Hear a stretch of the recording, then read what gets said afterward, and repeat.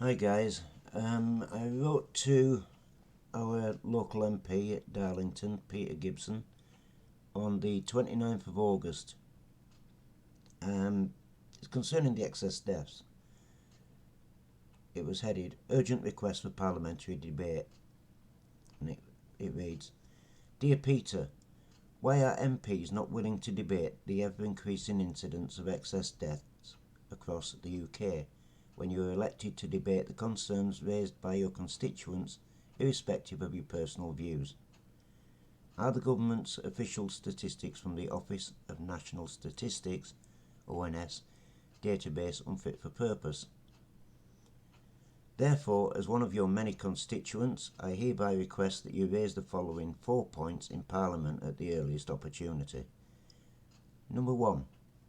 That Parliament thoroughly debate the continuing excess deaths as a matter of utmost urgency. Number 2. That autopsies are made compulsory until such time that excess deaths are no longer an issue. Number 3.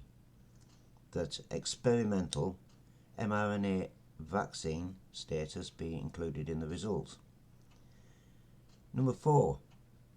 That autopsy results be made available unredacted for all to see to prove beyond all doubt that the experimental mRNA vaccines are indeed as safe and effective as you claim and in no way responsible for these deaths.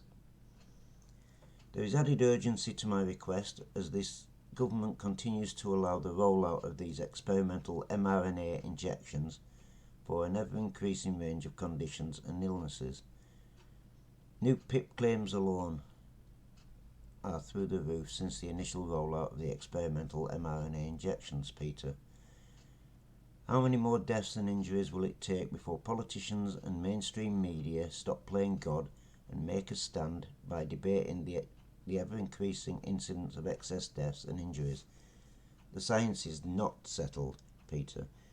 If it cannot be questioned, it is not science, it is propaganda.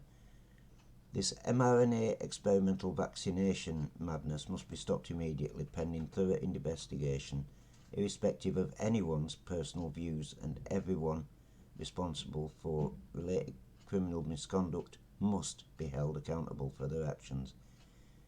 I would have thought that, having a legal background, you would consider nothing else acceptable.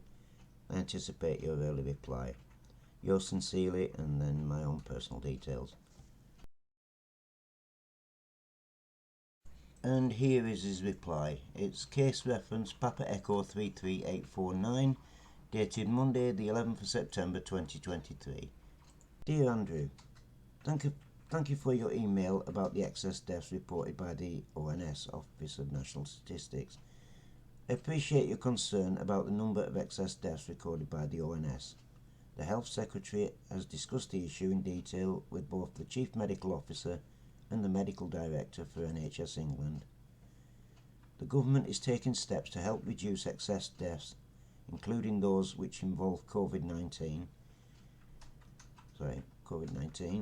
Vaccines remain the first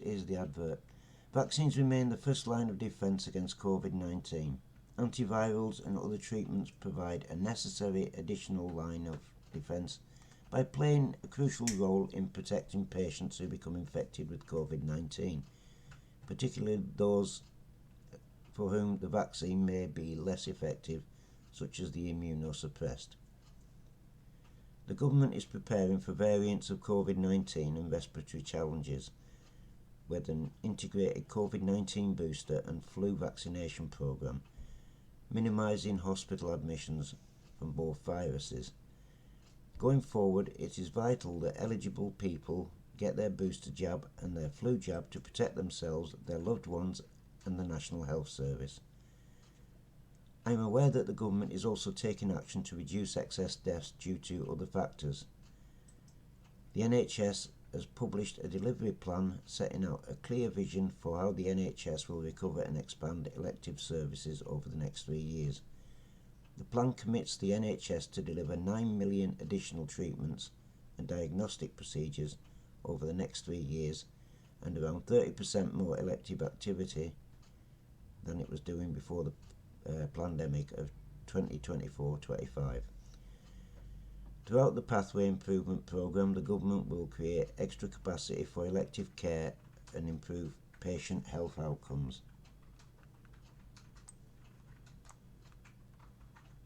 One second.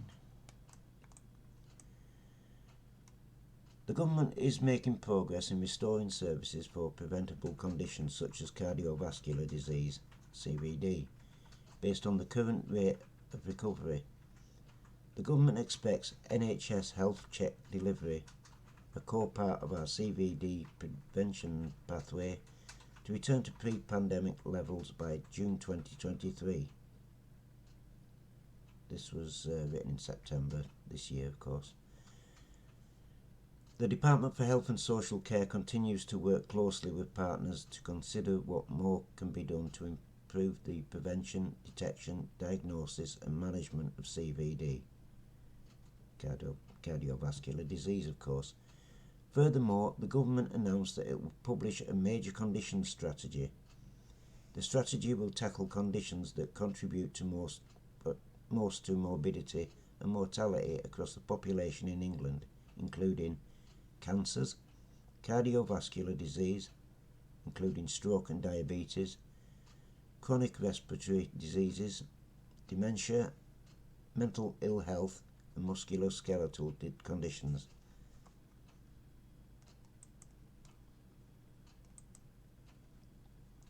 And then it ends with the usual, once again, thank you for blah blah blah me, and whatever, and signed by Peter Gibson MP.